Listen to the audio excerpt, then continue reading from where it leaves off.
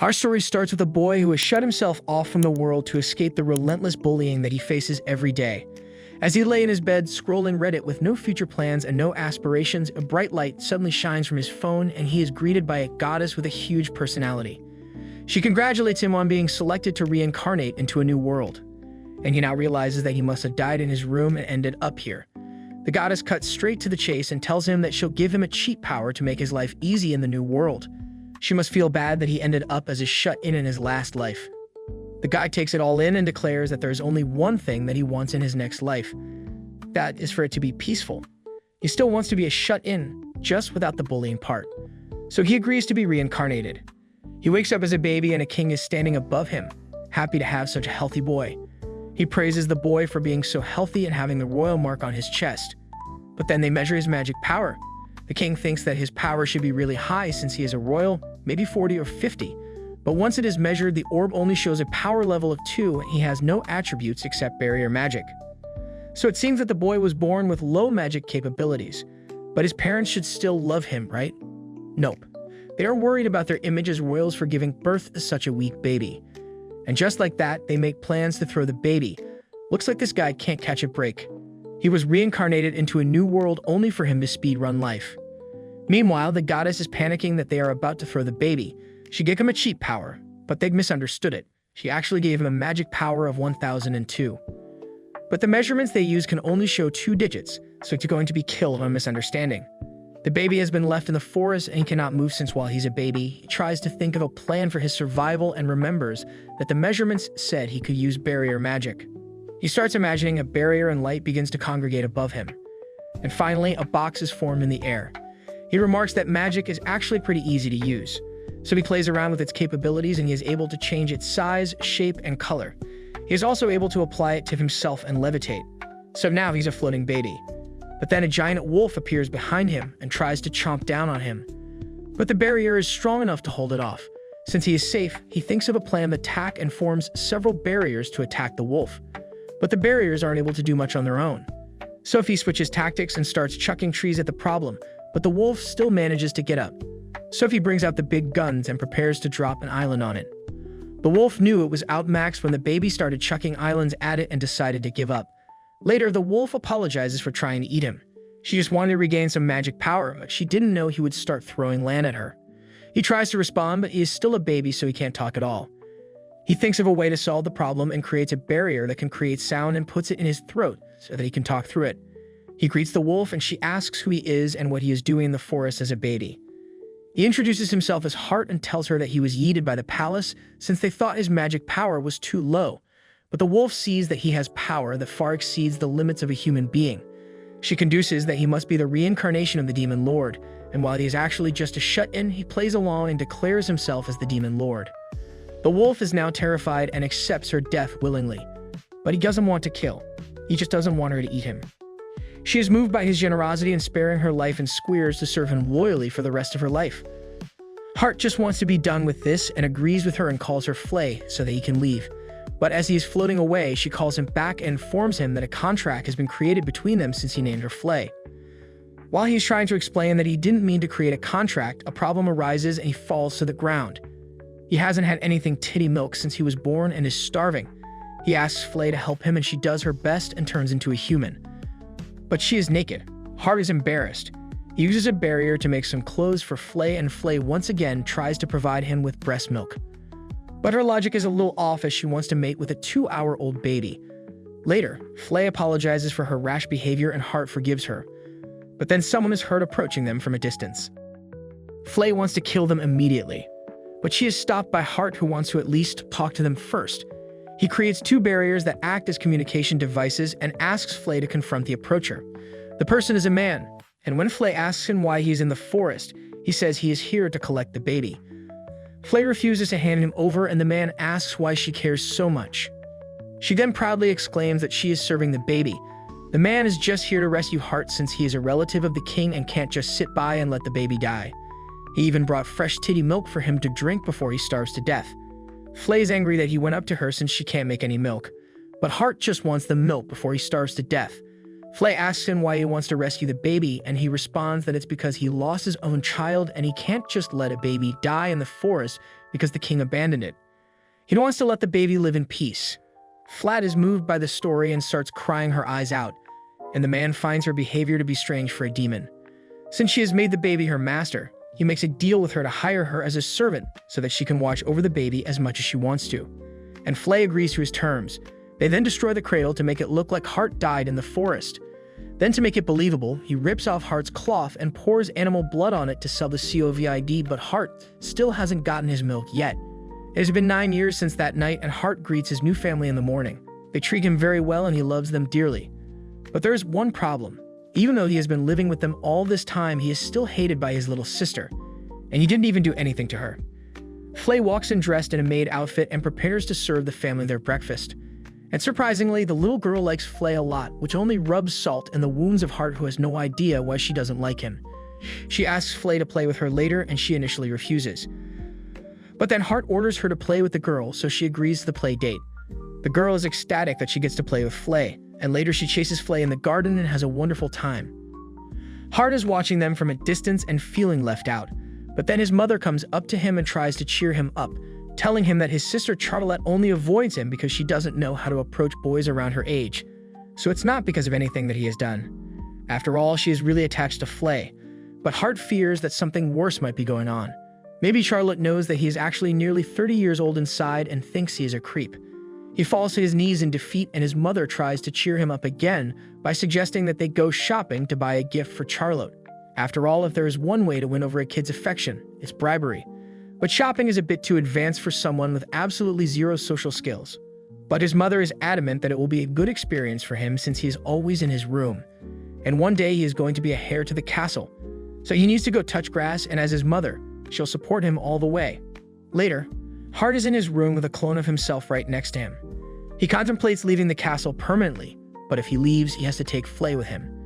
And Charlotte loves Flay, so she would be sad if she left. But if he left Flay behind, she would most likely end herself since her whole purpose in life is to watch over Hart. But if he stays, they are eventually going to put a bunch of responsibility on his shoulders, something he really doesn't want. In the past 9 years, he has been researching the capabilities of his barrier magic, and now he's able to make a clone of himself with it. But the clones still can't talk or move on their own. Just then, his father knocks on his door and asks him to come outside to learn the way of the sword for a bit. Exactly what Hart didn't want: responsibility. His father wants to train him in the way of the sword. Since he still thinks that Hart's magic power is extremely low, he has to be good at something. So Hart tries to use his research as an excuse, and his father is supportive. But he still wants Hart to at least try the sword. At first, he is supposed to attack, but his father is known as a war hero, so he doesn't expect to be able to get a hit on him. For now, he covers himself in a barrier so that he doesn't get hurt badly, and then lunges at his dad. He surprises him and ends up smashing his sword on the ground and leaving a pretty big hole. He now takes an attack stance and tells Hart to try avoiding his strike, and Hart leaps into the air and dodges it. This is really surprising since normally you would need to be at least level 30 to dodge that strike. Hart does think that it is strange since even when he checked his magic power in a crystal that went up to 3 digits, it still only showed 2, and the highest number ever recorded for a human is 77. So how can he be so strong? His dad brushes it off and is now determined to turn Hart into the best sword user he can be, and Hart can do nothing but go along with it. Later that night, the man is done training Hart and has a chat with his wife about Hart's power, and comes to the conclusion that Hart might be part demon. There are records showing that long ago someone in the royal family clapped some demon cheeks, and now there is a rare chance for members of the royal family to be born with demonic traits. His wife protests that Hart can't be a demon since he doesn't have a horn or tail, but he does have strange power and a demon servant. But these guys are decent parents. They aren't going to abandon Hart like some other baby-throwing people. They want him to be happy. And Charlotte overhears their conversation. Some time passes and Haruto is up in his room chilling. He wonders why his father has been so busy lately. But then again, him being busy means less sword train for himself, so he can't complain.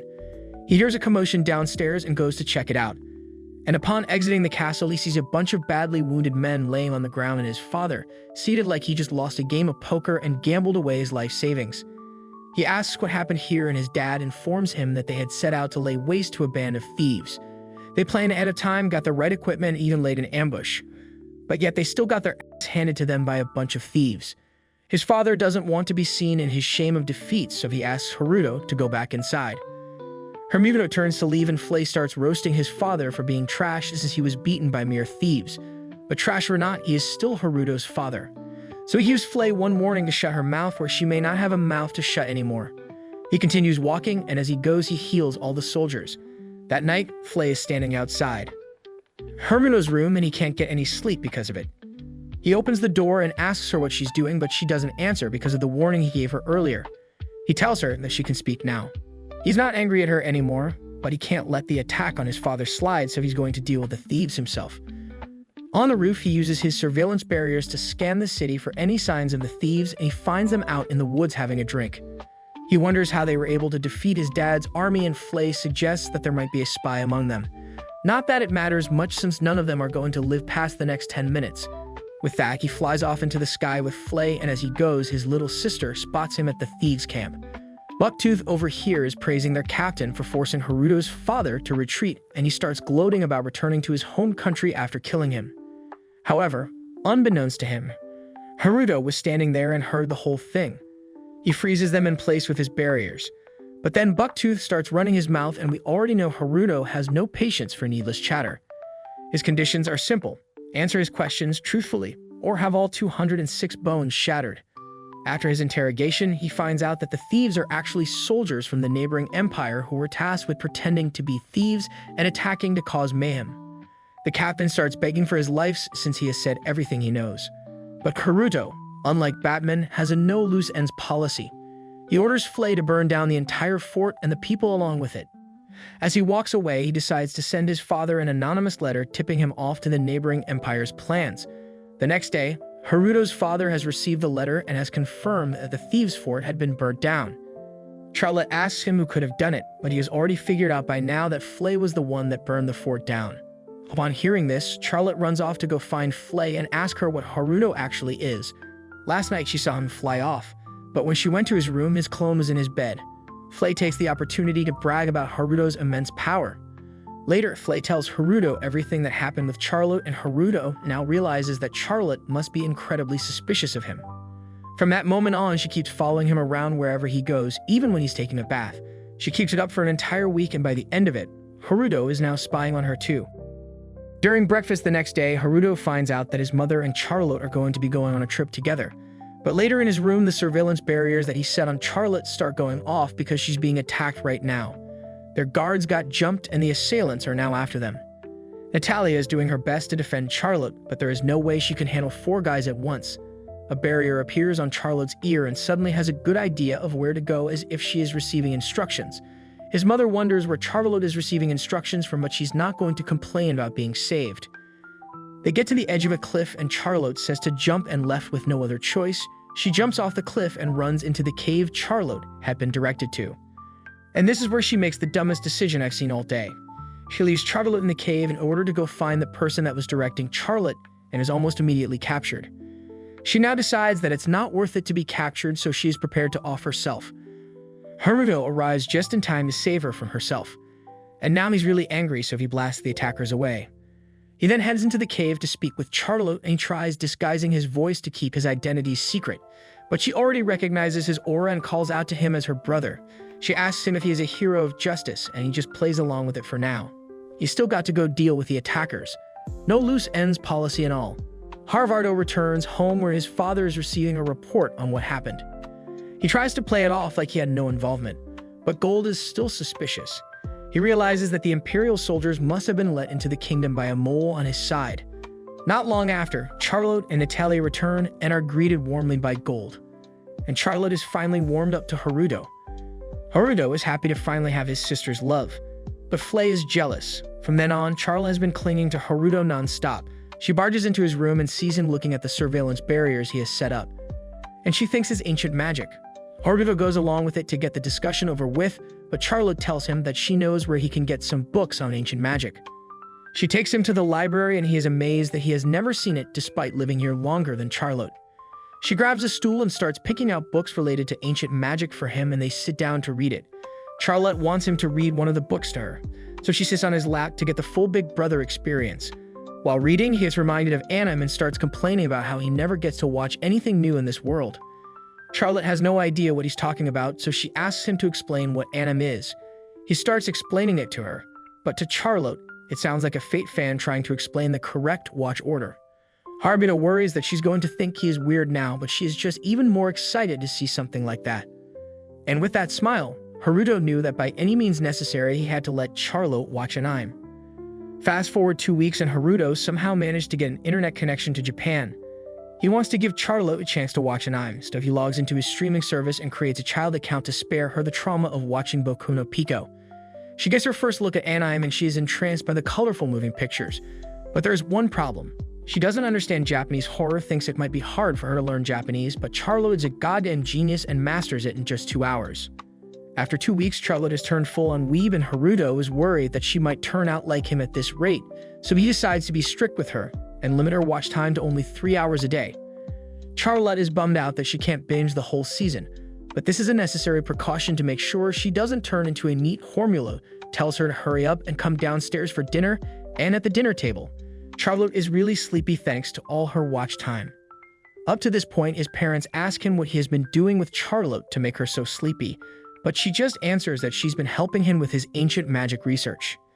After dinner, Charlotte keeps following Haruto around in hopes of him letting her watch some more anime. But no means no. He tells her to just go take her bath and head to bed already. Later, Haruto is also taking a bath and Charlotte is there as well. While bathing, Charlotte notices the royal crest on his chest, but he tells her to keep that a secret.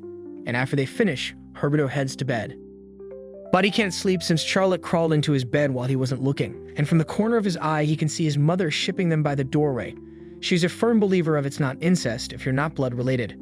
The next day, Gold heads into battle to take care of the rest of the thieves, and Charlotte is now sad that he has to go. Later, she asks Haruto why he can't just go and solve all the problems with his power, and she's basically asking him to create world peace. He wanted to keep out of all fights that didn't directly involve him. But if that's what his sister wants, then he will do it. She also asks him to become a Power Ranger, and if he's going to fight crime, he might as well go all the way. He sets up a camera for Charlotte to watch and flies off only to find the thieves hiding in a cave. So he beats them up. He's then spotted by Gold, who realizes that he is a little late to the party. When asked about his motives, he just says he's here for justice. But internally he dies of cringe as time passes and he continues to beat up bad guys. He has become known as the Black Knight. Dark Knight was already copyrighted. After some time, Haruto has finally perfected his clone, and it is really similar to him. But when Flay comes to tell him to come downstairs, the clone is also similar in Haruto's laziness. Haruto goes downstairs where his father is greeting the princess and prince, his biological siblings. The prince is a little piece of shit, and the fact that he will become king went to his head. He sees Haruto and decides to assert dominance by dueling him. The duel starts and Haruto scans the prince's level, and he actually has a pretty high level cap for this world. But that's still nothing compared to Haruto's, 1002. The prince lunges at Haruto, but with a level difference, he is too slow to actually hit him. However, he gets pissy about Haruto dodging, so Haruto just puts a shield around himself and takes the beating. However, the prince got too cocky and mocked him for not fighting back, which then prompted him to lay the smack down on him. He tries to fight back, but he keeps getting bodied so much that he resorts to using magic. However, something so weak does not affect him, and he can just absorb it all. If the prince wants to throw around fire, then Haruto would be more than happy to show him how it's done. But the prince has been scared out of his mind and gives up with that out of the way. That night, Charlotte has really gotten interested in this whole crime fighting thing. She spots some bandits doing bandit things and she asks Haruto to go deal with them. Just then, Flay barges into the room to aid in crime fighting. Charlotte is hyped that Flay is going to be joining in on the crime fighting operations. She's going to Robin to his Batman. Before they head out, Haruto warns Flay that she has to keep things PG and she agrees to keep the violence down. They pull up on the bandits and Haruto introduces himself as the Black Knight and Flay as the Crimson Knight. But then Flay forgets all about the PG rating and just starts burning the bandits to death. Haruto tries to stop her, but she's still chucking fireballs like there is no tomorrow. He finally gets her to stop and tells her to head home for now. The bandits have had enough. Haruto is exhausted from having to both fight and save the bandits, but Charlotte and Flay are already planning the next attack. The next day, the prince is still all pissy about losing the fight to Haruto, but he realizes that he was stronger than what someone who is supposed to be level 2 should be. Just then, his butler comes in and tells him that he has to get ready for the banquet that evening. The butler also tells the prince to ask Charlotte to accompany him on the tour he is going to take tomorrow. The prince doesn't see a reason to take Charlotte since he isn't particularly fond of her, but the butler insists, so he ends up agreeing. After the banquet, Charlotte barges into Haruto's room with the clone that he sent to the banquet. The clone may have been made to deal with this kind of stuff, but it is just as antisocial as Haruto, so that banquet was the equivalent of torture. The clone is done for the day and jumps onto the bed. Charlotte tells Haruto that the prince asked her to accompany him on his tour, and hearing this, Haruto has to take some precautions. He scopes out the route of the tour and finds some cloaked people doing a ritual. He goes up to them and asks if they have a permit for their cult summoning ritual, but they get defensive and attack him. He decimated them, but they still had a trump card up their sleeves and summoned skeleton soldiers.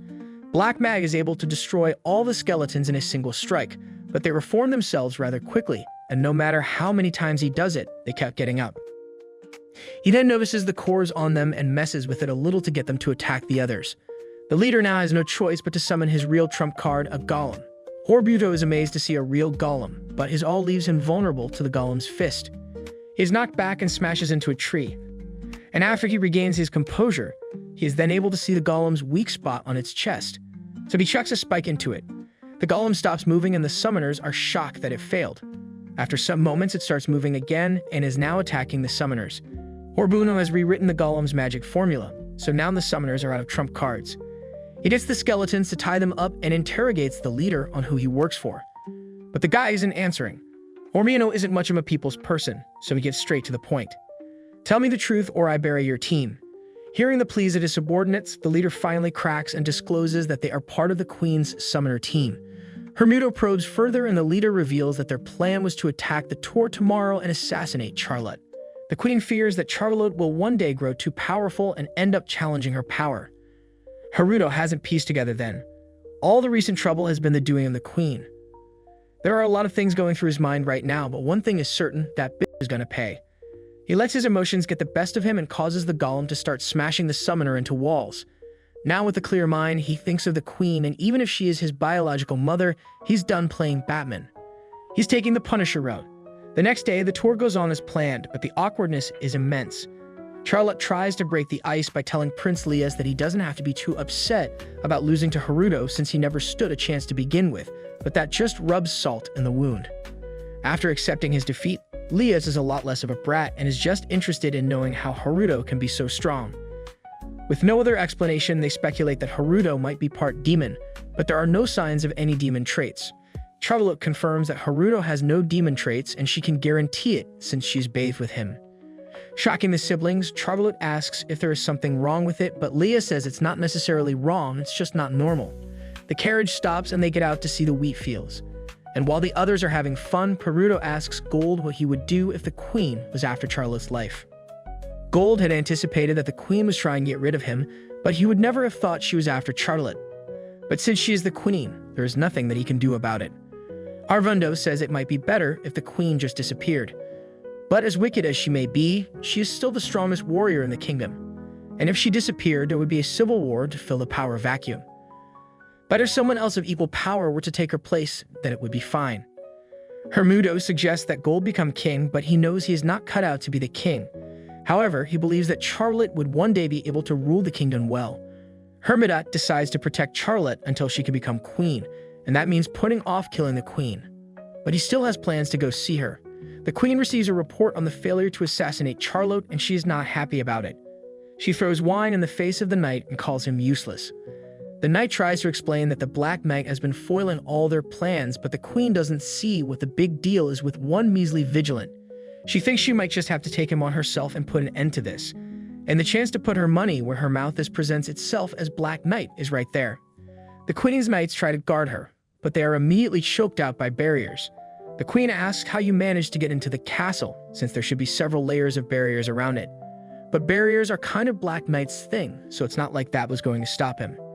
She doesn't care anymore and just wants to kill him. So she activates 3 spells at once, and Black Knight is actually pretty impressed. She creates a ball of water around him and tries to drown him, but he just jumps straight out of it. Next, she tries throwing spikes at him, and when that doesn't work, she tries a fireball and she thinks she's finally gotten him, but Black Knight just gets up and goes, "Yep, that was fire, all right." It's Nava's turn to attack, and he just casually pelts her with blast after blast until she runs out of mana to defend herself. With no other options, she engages in close combat with the holy sword that killed the Demon King, and she exclaims that she is the strongest in the world. But immediately after she gets disarmed and is now defeated, he still can't kill her despite how much he wants to, so he puts a collar around her neck that will kill her if she ever does anything against Gold or Charlotte again, and leaves her to wait. In her defeat, he walked in, asserted dominance, and just left right after. After a long night of asserting dominance, Haruto's threat has kept the queen at bay for 5 years, and now he is spending the day playing with Charlotte in the snow. Not much has changed, as Charlotte is still a weeb and Flay is still useless in everything other than the most random things. As Charlotte and Flay continue to play in the snow, Haruto and Gold have a discussion. Gold talks about how the queen hasn't made another attempt on Charlotte's life since 5 years ago, and all of a sudden, she started wearing a slave collar. At first, the other nobles thought it was just some weird fashion statement, but after a while they started wondering if she might have been trying something kinky and got stuck in the collar.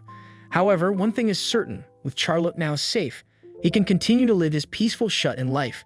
That peace lasted for all 2 seconds as Gold tells him that he has to go to school now. Hermelo doesn't want to go and Gold didn't want to send him there, but there are factors that he can't refuse. The king recommended him personally, and it was most likely due to Marion taking an interest in him. It would cause problems if he declined the king's personal offer. So he agrees to go. Gold says he can take an attendant with him. But before he can even think about Flay, Gold says he can't take her. He can't have her chucking fireballs in the school, just that his mother barges in and says he can take her. But that is basically handing yourself over on a silver plate to the bullies. Gold gives him some time to find someone to take, but Haruto still has plans for avoiding school altogether. He's going to send his clone instead. But the clone also doesn't want to go. But there is another plan. Since the clone can't use magic, Haruto would be expelled for lack of ability, and he would not have to go anymore. But the clone questions why it has to be him, since if he gets picked on, he doesn't have any main character powers to defend himself. So Corvumo compromises and promises to use barrier magic to make sure he at least doesn't get hurt. In a log cabin in the middle of the woods, Flay is wiping down the windows while Charlotte is watching anime and Haruto is playing video games. He then suddenly recalls something that his procrastination had led him to neglect. He's still about to find an attendant for the academy unless he wants his mom to go with him. While walking in the forest, Haruto comes across a barrier in the forest and walks into it only to find that it is the one he created for the skeletons to live in. What else was he going to do with them? After he defeated them 5 years ago, they swore their loyalty to him. So with no idea what to do, Haruto just gave them some land and chucked them into the wilderness. The leader, Johnny, tells Haruto that he can order them to do anything he wants. What he wants to know is why. There are other monsters here too. The other monsters are from the monsters that Flay scared the living daylights out of. So now they live here and recover from the PTSD. Haruto thinks it's fine as long as they don't cause any trouble. But he is still surprised that the settlement seems to have grown quite a bit, and they've even started farming and planning to grow their population. Haruto starts thinking that Johnny seems to be quite capable, and if he manages to create a body for him, then he might make a perfect attendant. He would be perfect if he didn't talk so much that Johnny notices the look on Haruto's face and asks if he may have done anything wrong. But Haruto denies it and says he is just impressed with how well Johnny is handling things here. Later, Haruto sits by the lake and talks to himself about how tired he is. He had thought he could just spend time alone in the forest, but that whole thing happened. And while he is sitting there, the golem pops up behind him and sits down. The golem is named Jijin and is a lot more soft-spoken than Johnny in that respect. Haruto would like to take her as his attendant, but I assume the academy doesn't make 10-ton beds. As Haruto walks back to the cabin, he realizes that picking an attendant might actually be really difficult. But seeing as he has learned nothing from his procrastination, he decides to forget about it for now. He returns home and Flay asks him what all this talk of attendance is about. But Haruto remembers that Flay isn't an option, so he tells her that it has nothing to do with her.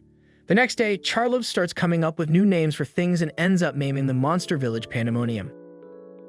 Elsewhere in some mountains, a party of adventurers is cornering a blizzard dragon. The dragon starts to fly away, so they chase after it.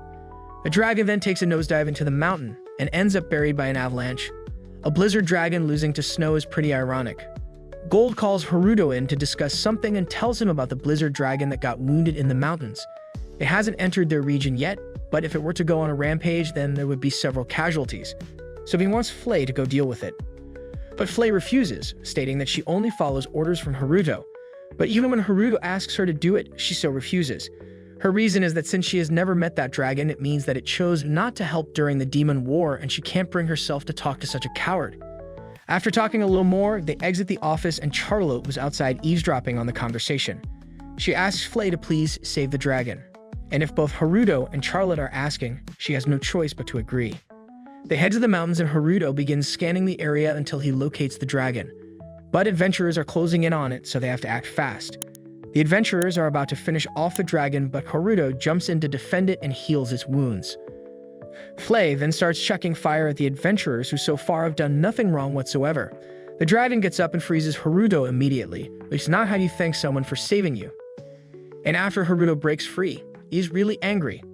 The dragon can speak but ignores Haruto and asks Flay why she's obeying a human. And this sets off a long, unskippable cutscene. 1 hour later, Flay is done with her speech. The dragon now believes that Haruto is the demon lord and apologizes for not fighting the war between humans and demons. She lived alone for 300 years and doesn't like conflict. She recounts that at first she just slept in a cave. But then an adventurer dropped the book and she loved reading it so much that she left her cave and took on a human form so that she could go to a human village to read books. But while that may seem harmless, she still stole those books from the library. And one day adventurers found her and attacked, burning down her pile of stolen books in the process. Kind of hard to feel sorry for her. But Flay seems to be quite moved by the story and invites her to come live in Pandemonium. Haruto agrees to this, and the dragon swears her loyalty to him before transforming into a human. Haruto already knows what is going to happen, so before the fan service could kick in, he creates clothes for her. Afterwards, he names her Lisa.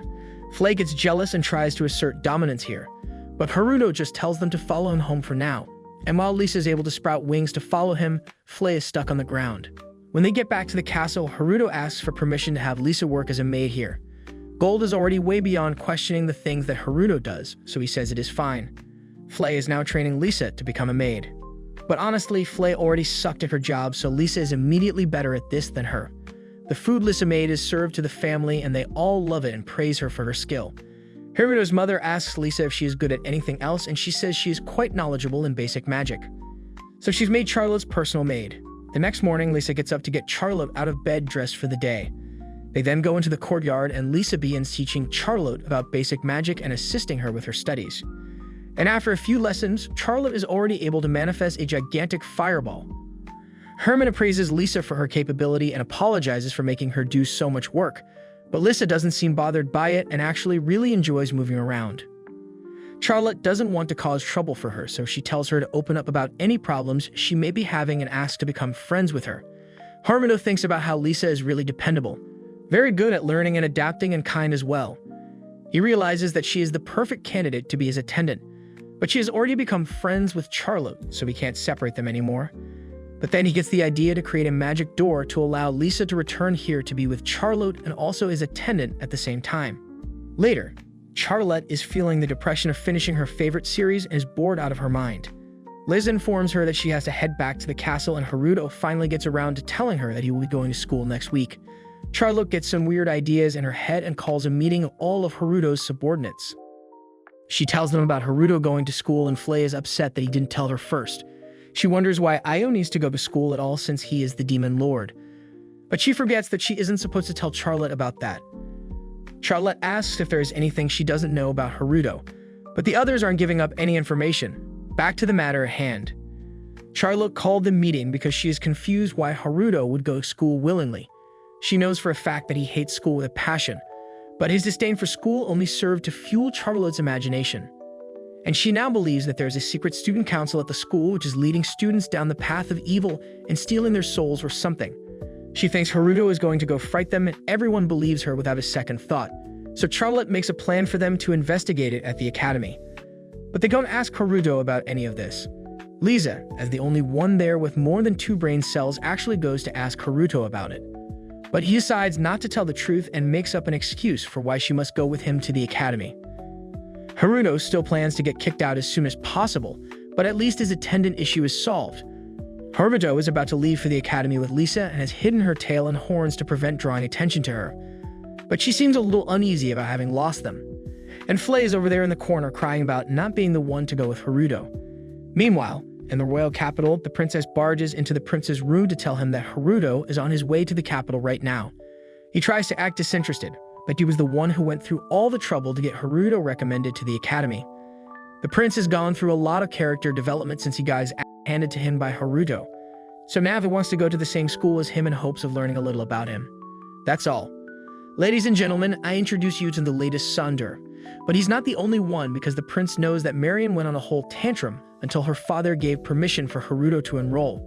She tries to play it off and says it's not like she's in love with Haruto or anything, but the prince isn't stupid, so she basically just admitted that she loves Haruto. The conversation got real awkward real quick, so the prince changes the subject and asks if she has been alright with all the cultists doing cult things in the school, the Church of Lucifera. They are using the shield of calling themselves a religion to get away with a lot of shady things like tax evasion. And recently, they have been throwing around the idea of overthrowing the monarchy. And what's worse, it seems that the queen is a part of all this. The prince hasn't been able to figure her out since she had that collar put on her 5 years ago. And even before that, he was already scared of her. But now she might be trying to crush the king altogether since they aren't on good terms and they don't know what to do about that. Marion thinks Haruto may be able to change things around a little since she thinks he has the power to possibly topple an entire nation, which she's not exactly wrong, but she still has no proof of that. The prince brings up that he heard about a hero in Gold's province called the Black Knight, and he might be able to resolve this situation if they ask for his help. The queenie then comes into their room acting all nice, but the reaction of the prince and Marianne is like a psycho just walked in, and yep, definitely a psycho. As the queen starts strangling Marianne for looking at the collar on her neck, the prince begs her to let go of Marianne, and she just says she was just joking around. She then talks to the prince, who I'm just now realizing has gotten a lot befire. She gets in close and tells him to learn everything he can about the Black Mage from Haruto, and tell her about it with a light death threat mixed in. What a perfectly functional family this is, right? The prince apologizes in his mind for getting Haruto involved with that crazy lady. Meanwhile, Haruto is still lounging around his cabin. It would take a few days to get to the capital by carriage, but with barrier magic, he is able to create a door that allows him to teleport anywhere he wants to go. It's already been a few days, so he is scheduled to arrive at the capital anytime now. Flay is still begging to be taken with him instead of Lisa, but Haruto's decision is final and he doesn't want to go to jail for Flay's arsonist tendencies. So he heads through the door with Lisa and they end up in a forest near the capital. It is still quite a long walk to the gate, and they can't fly there because they would definitely be spotted, so they're just going to have to suffer through the trek. They notice some people being attacked by a bison that is looking for an easy meal, and Haruto doesn't really care if they get eaten. But if Charlotte found out, then he would never hear the end of it. So he begrudgingly transforms into Black Knight and heads off to save them. Their cart loses a wheel, so Black Knight uses some soft barriers to save a boy from falling first. A white-haired girl in the group then gets out and tries to distract the bison so that the others can escape. Black Knight sees her facing the bison and thinks she might be able to handle this alone so he doesn't have to be here. She was not able to handle it. She's about to get ran through by the bison, but Black Knight knocks it out before it can harm her. He then heals the girl and she thanks him for his help. The kid also comes up to him and thanks him, and Haruto still has a soft spot for kids. He does his pose and announces himself as Shiva here, but no one responds. However, the kid liked it, so we will call that a win. He then fixes the wagon and says he's going to take the bison back to its herd since it shouldn't be here. Later, he and Lisa arrive at the academy. It has one of the things Haruto dreads the most: crowded lines. His whole thing is literally draining the life out of Haruto. And after signing a mountain of paperwork, he finally gets his room. But he can't handle being here for another minute and heads back to the cabin, looking like a shriveled up raisin with another magic door. When he gets there, he asks Flay to cook something for him. But Charlotte suggests that they go to a restaurant in the capital. They have lunch at a restaurant, and afterwards Charlotte pulls out a map and tells everyone to split up to monitor different sections of the city. She then goes with Haruto and grabs his hand, saying it's a date. He takes a moment to process what she just said and then goes into full-on rationalization mode. They look different enough so no one would be able to tell that they are siblings. He has never been on a date before, and most important of all, the DNA says it's not incest, so the date is a yes. Haruto is on cloud 9 because of his cute sister, but Charlotte accidentally bumps into the girl from the bison attack, and she seems to recognize Haruto's magic power from before. But she is late for a job interview, so she has to leave. As she goes, Charlotte remarks that there's something off about her, like she isn't just an ordinary person. But Haruto doesn't want to get involved with any special people, so he's just going to stay in his room until the entrance ceremony. But before the ceremony, Haruto is required to take an aptitude test, and if he does it poorly, he might be kicked out of the school for lack of ability, which is exactly what he wants. Haruto heads to the examination hall and is met by one examiner who has been waiting for him. He is given a test to finish, and he is determined to fail it in spectacular fashion. But he didn't even need to try to fail cause he actually doesn't know how to answer these questions. So he just puts down don't know and don't care for all the answers on the first page. The second page is related to barrier magic, and they would probably figure out that something was up if he pretended not to know anything about barrier magic since that is his special magic. So he answered that page truthfully. Last is ancient magic. And Haruto thinks back to all the time that he spent studying ancient magic as an excuse to not go outside, and before he knew it, he had accidentally answered all the questions on the paper correctly. The examiner then takes him to another room to have his magic examined, and he is met by a girl who checks all the boxes to be a resident lolly. But don't worry, she's at least 50 years old. Her name is Tyriet Luciano, but that is a whole mouthful. So we will call her Ter. She is a professor of ancient magic at the academy. So even with a recommendation letter, if Haruto gets on her bad side, she can have him expelled from the school. But that is all good news to Haruto. She is going to read his test answers to evaluate his magical knowledge. But after seeing his answers, she gets an intense look on her face. She says it's now time for the magic power evaluation, and Haruto expects it to be 2 again. But this time the magic crystal just broke into pieces. Those magic crystals are expensive. So even though he didn't mean to break it, he is hoping that she will use it as an excuse to kick him out of the school. But unfortunately, she's way too reasonable for that, and is rather impressed by the amount of magic he possesses to be able to destroy a magic crystal. And after reading his answers, she remarks that the first page is some pretty high-level magic stuff, and it would be understandable to not know the answer. She is also impressed by the amount of balls it took to write "I don't know" in the test, and the second and third pages all have perfect answers on them. Tear decides then and there that she will take Haruto under her wing as an assistant to her research. But Haruto is a certified shut-in, so he goes, "Hell no. You can do that by yourself. I'm out of here." Later, he fills his clone in on what happened, and it seems they made a good impression by accident. But all hope is not lost yet, and they will definitely find a way to get kicked out quickly. Clone Haruto now has to go to the entrance ceremony. From now on, we call him Haruto 2. He doesn't want to do it, but since he is the clone here, he has no choice in the matter. At least he has the barrier that Haruto casts on him for protection and a magic gun for self-defense. He gets through the ceremony and now just has to return to his room. He sees a bunch of students walking in his direction, and that is a clear signal of the bullying plot development. So he tries to sneak past them, but the leader of the group calls the white-haired girl, and Haruto too gets roped into it. The blonde guy is angry that the girl didn't bow to him as he passed, but Haruto too wants no part of what this guy is saying, so he tries to fake being sick to escape. But the guy sees through his fake sickness and is so enraged by it that he starts casting a spell. Haruto too isn't about to wait around to see what he is cooking, so he makes a break for it, trying to escape. However, the fireballs still hit him, but he is fine thanks to the defensive magic Haruto cast on him.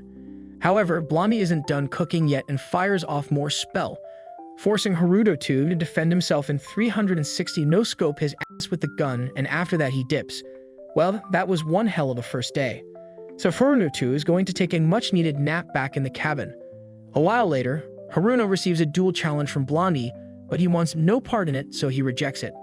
However, his rejection was rejected as it would bring dishonor to Gold, so he now has to fight. In the duel, Haruto notices the white-haired girl talking to the messenger and heading forward to Blondie's mansion, so he decides to keep an eye on her. In the mansion, Blondie is in pretty bad shape after getting 360 no-scope by Haruto too. And the girl is trying to get him a call off the duel with Haruto. Blondie says he might consider her apology if she dances naked for him, and she agrees to do it. I'm going to be honest. This is the first time I've seen events play out like this. She starts stripping down and has gotten to her bare chest. But Haruto can't stand to watch this anymore, so he turns out the lights and yells at her to have some respect for herself. He tells her to get dressed so that he can take her back to her dorm. In the meantime, he's going to deal with Blondie. He places a vice on him which prevents him from using magic without severe pain as punishment for everything he did up till now, and then leaves later. Haruto is receiving a lot of praise for his trick shot against Blondie, whose name is Hafen. By now the entire school has heard about it, and it will definitely be replayed on the highlight reel for years to come. People can't believe that Haruto is actually only level 2 despite the level of power he displayed. Haruto leaves the office disappointed since he thought he was being called to be expelled for being Hafen. But he got praised instead, and now there are school-wide rumors about him which can only lead to more main character moments, so he wants to avoid it at any cost. However, before he can return to his room, he is stopped by Ter, who still hasn't given up on having Haruto become her assistant. She explains to him that there are only 2 options in the academy. Either become a knight or lock yourself away in a lab to do research. But Haruto still doesn't want to join her regardless. as she's trying to force a contract on Haruto. Prince Elias spots him and tries to come in for a bro hug, but Haruto shuts that down real quick. Marion then comes over to apologize for Leia's behavior, and Haruto notices that Elias has been hitting the gym a lot. Marion asks Haruto if he has decided where he wants to study yet, and when he says he hasn't, she invites him to join her research group. However, Elias also wants Haruto to join his group, and Terra isn't backing down either. They continue to fight over who will be taking Haruto to their group. But then the white-haired girl approaches Haruto because she wants to talk to him. Haruto has no idea why she wants to talk to him, but he takes the chance to get out of the situation and runs off with her, leaving Marion worried that he might be in a relationship with her. Haruto and the girl make their way far from the academy, and she asks him why he is different from yesterday. Haruto gets caught off guard by this and immediately creates a barrier around them. Out of instinct, he realizes that she was able to distinguish him from Haruto too. And when asked about it, she says she can feel immense pressure coming from him. The only other person to have said that was Flay, so he thinks the girl might be a demon. But she confirms that she is human.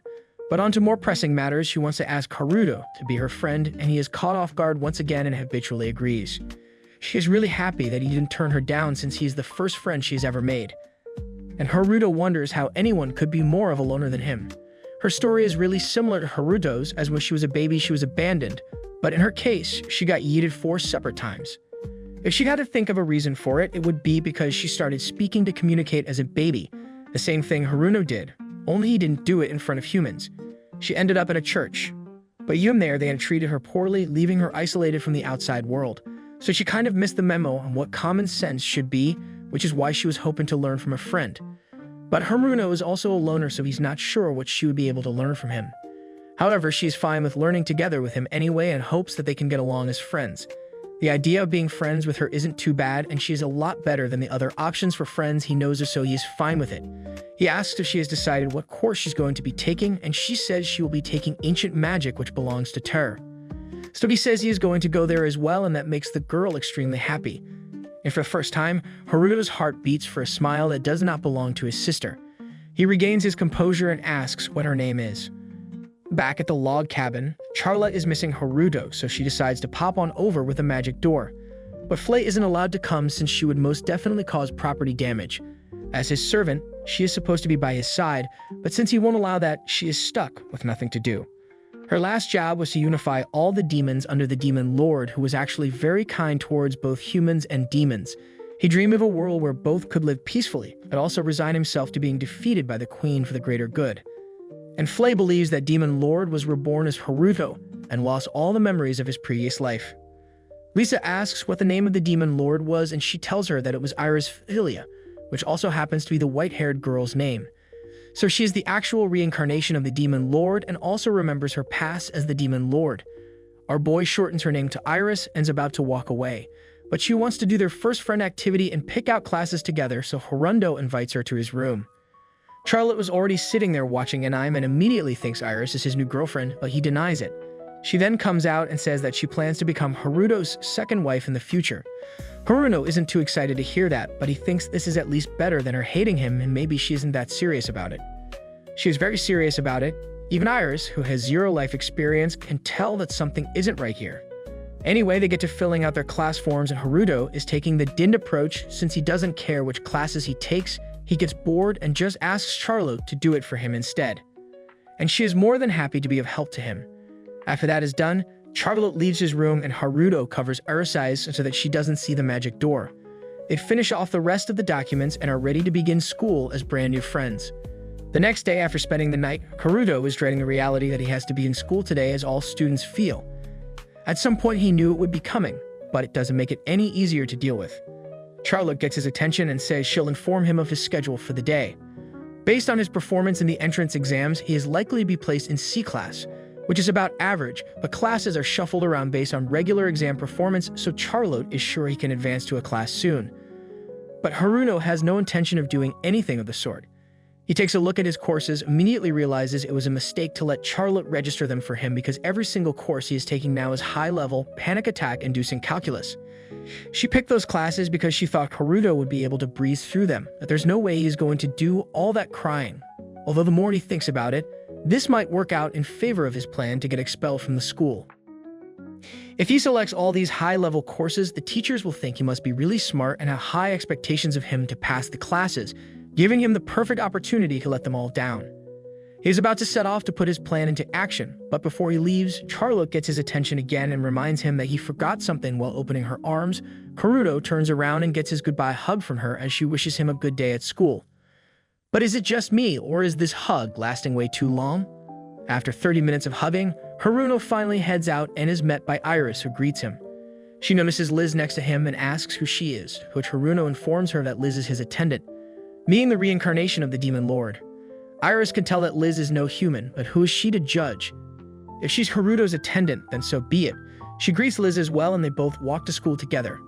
On the way, Iris is shocked to learn that Haruto was put in C class despite the skill she knows he possesses. She herself was put in a class, but from what she had heard, written exams held the most weight in determining your overall grade, so she's sure he will eventually be joining her here. Haruto still isn't thrilled about the idea of getting moved to her class, but just says okay and waves goodbye as she enters a class. As she's leaving, Liz speaks up and says that no matter how many times she looks at her, she can't discern whether Iris is a human or a demon. So she asks what Haruto thinks. He doesn't really think she's a demon, but even if she were, she hasn't done anything evil yet, so it should be fine to leave things as they are. He makes his way to his C class, and as he enters, all eyes are on him, likely because of that trick shot his clone pulled off. He just wants to lay low in class for a while, but as the teacher begins his introductions to the class, he states how Class C is right in the middle between the best and the worst the school has to offer. So to see where they fall, he's going to have to assess them, and to do that, he'll have them all take an assessment test. Take a moment to think about how crazy it is to get pop quiz on the first day of school, but this works out in favor of his plan to fail the class. He'll show them just how incompetent he truly is and say goodbye to the school forever. But as he takes a look at the questions are way too easy. These are the kind of questions Charlotte was able to cover in 6 months, just after she learned how to read.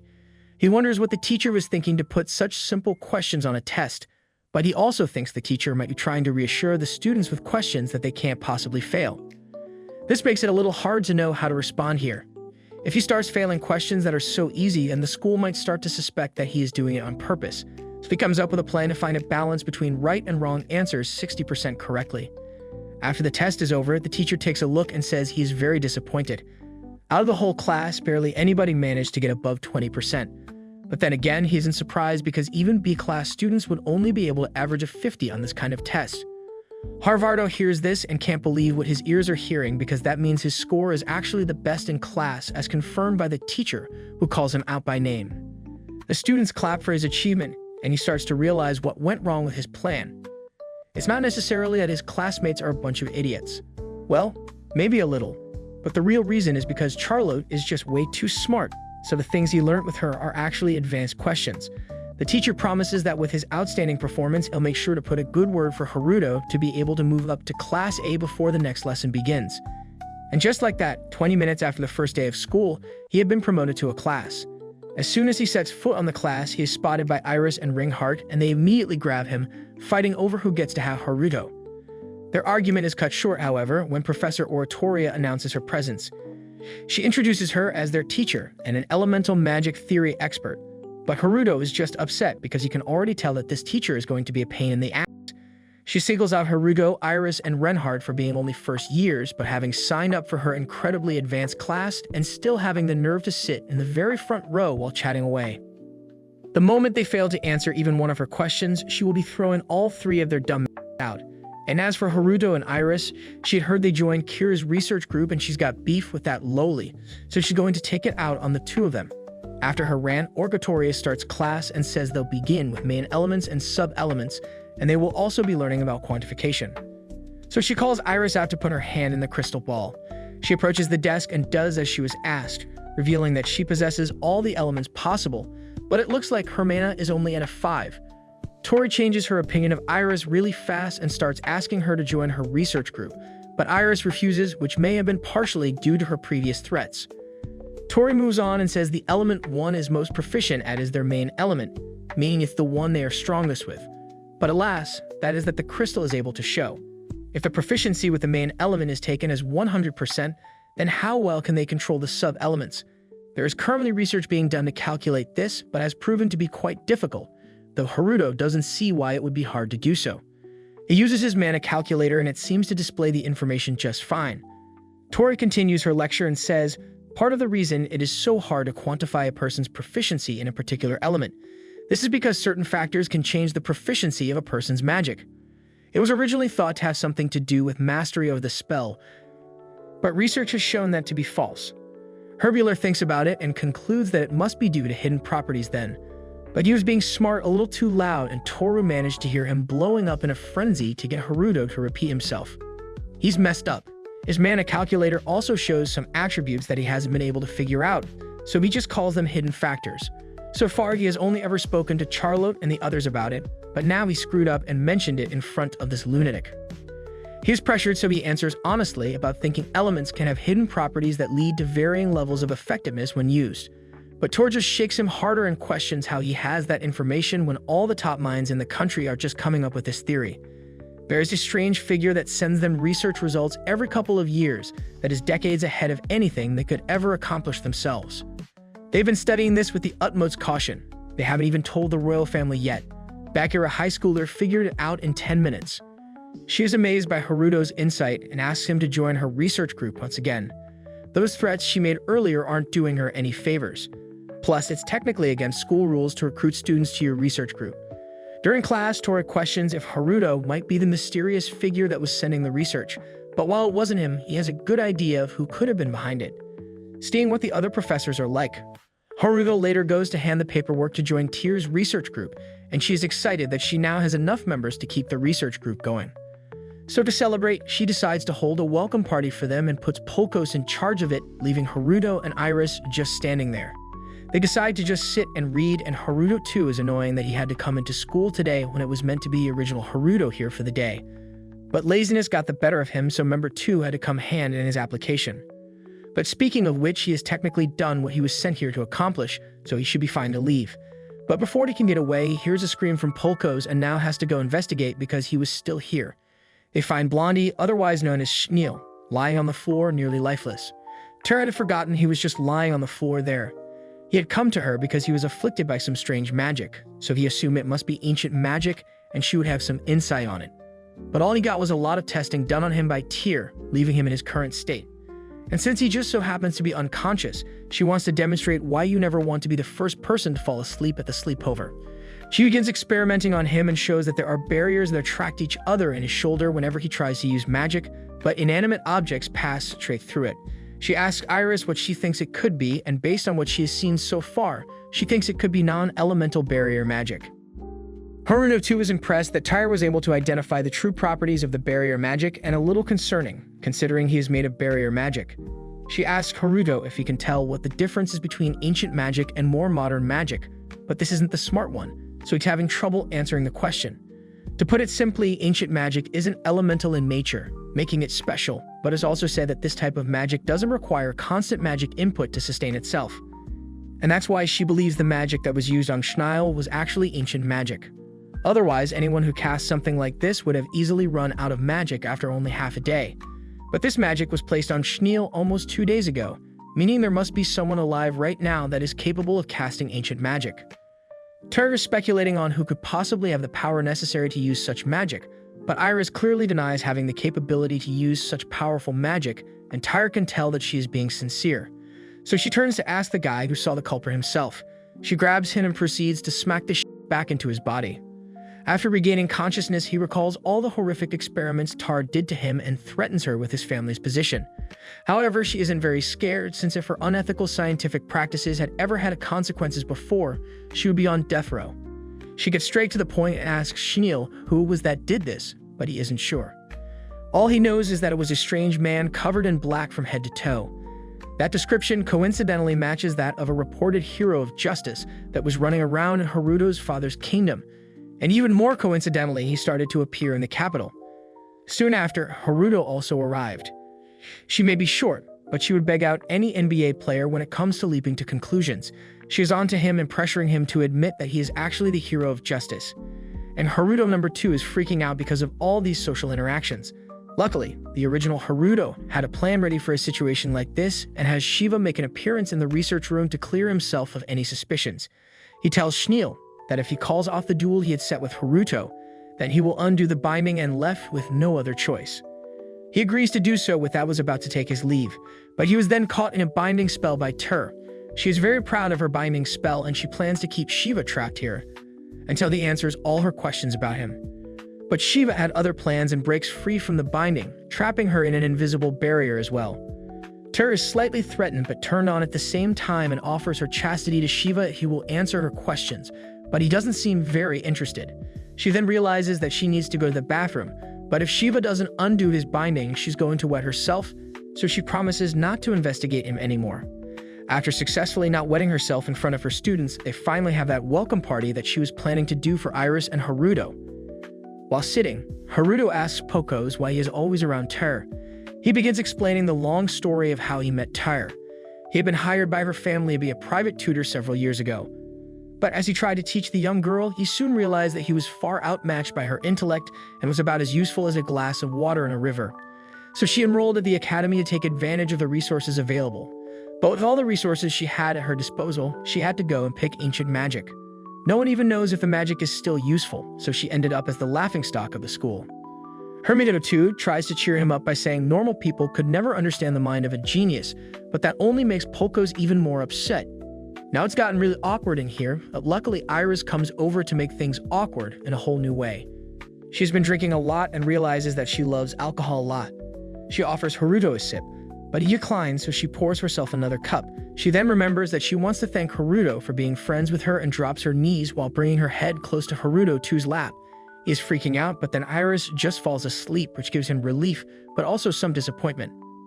After putting her to sleep on the couch, Ter comes up to him and starts talking to Haruto about Iris and the theory she has on why she chose to join this research group in the first place. From her aptitude test, she found that Iris has an aptitude for every single element there is, which is an incredibly rare trait to possess, maybe even enough to call her a hero in the making. But life often doesn't go so conveniently, so despite her high number of aptitudes, her mana is only at a 5 out of 35.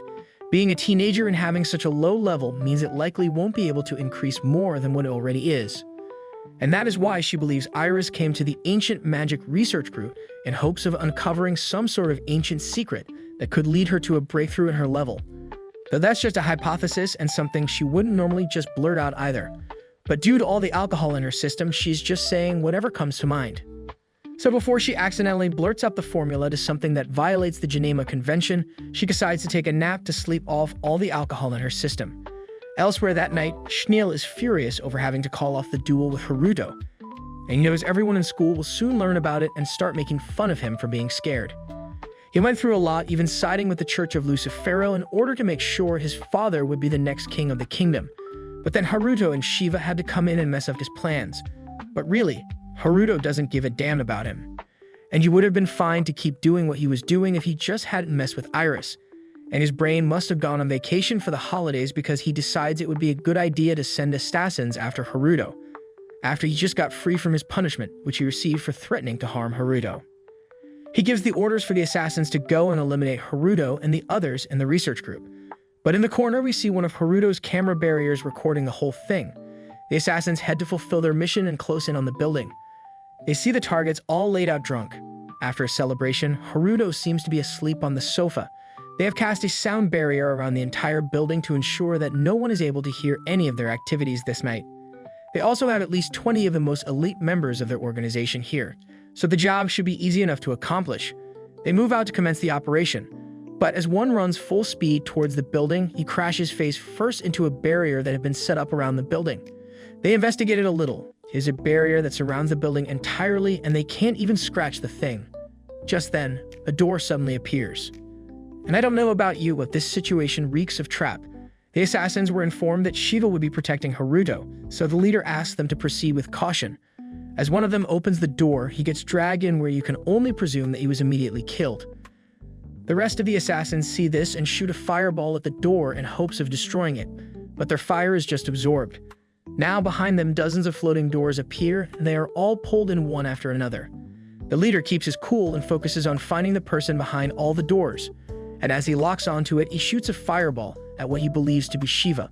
But there are now dozens of Shivas coming from the doors, and he is greatly confused but fires at them nonetheless. They all fall to the ground. He finds that the people he just shot down were his own teammates. He then hears a voice above his head and looks up to find the real Shiva sitting in the air. He tries to attack him, but gets bound by one of Shiva's barriers and is left immobile. He can't believe Shmuel would be so stupid as to send an assassin group after him. So he's got a lot of questions he once answered. All the assassins were apprehended. So Shiva pulls up to Shmuel's house and dumps their bodies on the ground. He asks Shmuel if he knows why they are here right now, but he tries to feign ignorance and claim that he has never met any of these people before in his life. However, Shiva has concrete video evidence proving that he was the one who ordered the assassins to go and kill them, so he won't be able to weasel his way out of this one. And really, was it necessary to send assassins after them over a simple grudge? He clearly didn't learn anything from the last punishment he was given, so he's going to have to receive a more strict form of punishment. Shmuel doesn't want to even begin to imagine what form of cruelty that Shiva would inflict upon him. So he walks over to a needle he kept stashed away in a wooden case, and Shiva was so intrigued that he just let happen. Shmuel injects himself with some form of power-enhancing drug that causes his power to rise far above what he would normally be capable of, but as a side effect turns him into a grotesque monster. He punches Shiva through the wall and out into the courtyard. It turned out to be way more horrific than he had thought, so he wants to just kill this thing and get home to go to sleep. But he then receives a call from Charlotte asking him what's going on. It's past her bedtime, but she says she had a feeling Haruto was going to go fighting for justice or something, so she couldn't help herself. Coincidentally, he actually is fighting a huge monster, and Charlotte asks if he is going to save it. He wasn't planning to before, but now that she has asked him to do it, he decides he might as well try to get Shmuel back to normal. He engages in battle with a monster and dodges around it, strikes until he gets hit and is sent flying into a wall. This monster form of Shmuel is way stronger than he was before, so Shiva goes for a barrier-enhanced punch, but it doesn't do much, and he is caught in the arms of the monster. To free himself, he uses his barrier magic to surround his arms and pull them apart. He's now got his arms restrained, so he thinks this battle must be over. But he couldn't be more wrong, because the monster then rips off his own arms, regenerates them, and continues fighting. Charlotte calls Shiva and asks if he noticed anything weird. After the monster regenerated itself, its body shrank and it got paler, leading them to being that if they are able to cut off all of the overgrown parts, then Shmuel should be able to return him to his original form. Now that he has a clear idea of what to do in order to save Shmuel, he begins to chant and calls upon his unlimited blade works. The sky reddens as thousands of blades and a rubber mallet for some reason descend from the sky and slice Shmuel up, and after he is done with the rubber mallet landing on his head, Shmuel has been perfectly restored back to his normal human form. To be honest, the idea of cutting a guy up to return him to normal seemed far-fetched, but Shiva is glad all worked out.